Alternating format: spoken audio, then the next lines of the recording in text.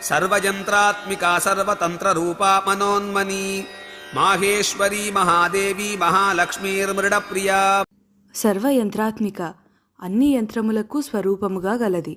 విశ్వ నిర్వహణకు అనేక రకమైన యంత్రాలు పనిచేస్తూ ఉంటాయి. మానవ శరీరమునందు కూడా రకరకముల యంత్రములు పనిచేస్తూ ఉంటాయి.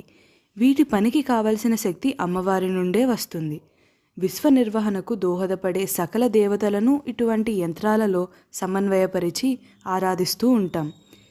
విగ్రహం దేవతలకు స్థూల రూపమైతే ఆ దేవతకు చెందిన యంత్రం సూక్ష్మ రూపం అవుతుంది.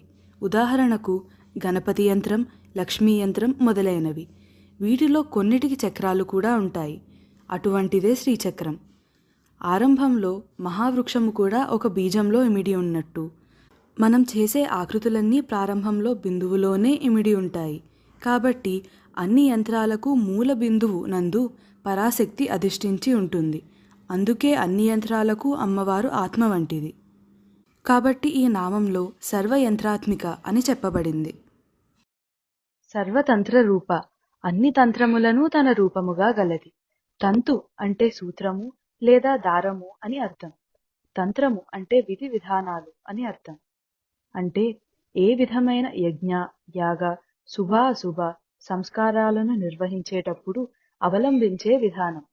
దేవతలకు విగ్రహం స్థూల రూపమైతే ఆ సంబంధమైన యంత్రం సూక్ష్మ రూపం అవుతుంది.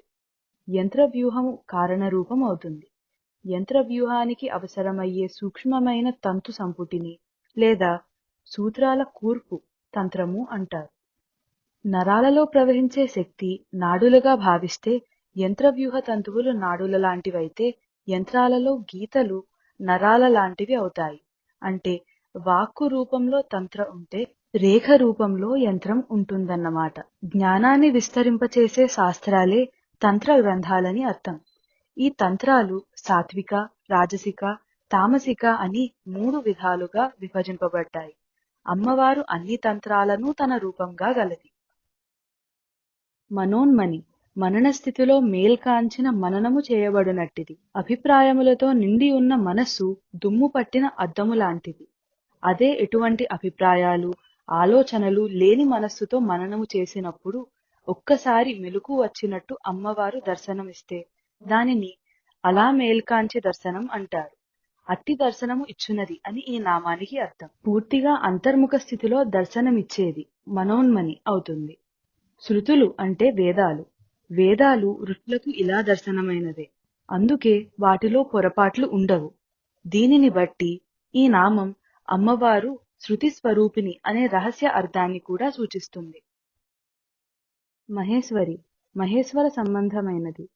మహేశ్వరుడు అంటే త్రిమూర్తులలోని వాడు కాదు, ప్రతి జీవిలోనూ ఉండే ఆత్మ అనే ఈశ్వరుడు. అటువంటి ఆత్మ వెనుక ఉండే పరమాత్మ మహేశ్వరుడు. ఈ మహేశ్వరుడే సర్వాంతర్యామి మరియు సర్వాంతర్యామి. ఈమెయే మహేశ్వరి. మహాదేవి మహిమాన్వితమైన ఆధిపత్యము కలది.